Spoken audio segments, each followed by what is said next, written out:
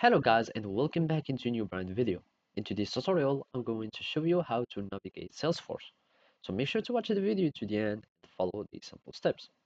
So first, there are two main fields or two main area on your Salesforce. There is the working stuff and there is the setup stuff or some configuration features. So here, anything that is concerning like the work from the sales, opportunities, leads, etc., you will find it here either in the app launcher or you can find it here in your navigation bar.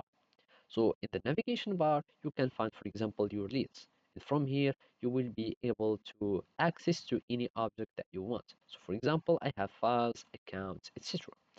Now, if you don't have some specific objects, you can simply go here and start editing your navigation items.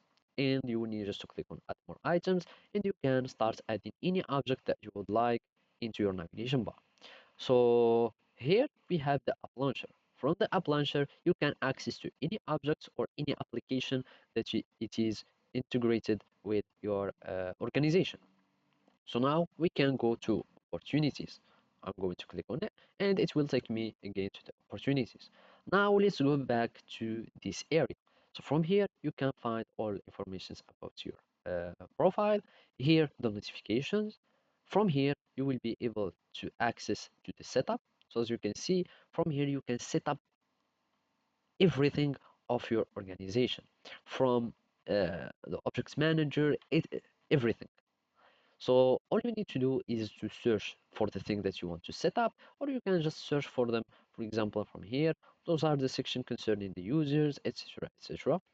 And basically now you can find some actions that you can do easily, like you can call them some quick actions. From here, there is the guidance center as support and also Salesforce help, etc. So basically that's it. Thank you for watching and see you next time.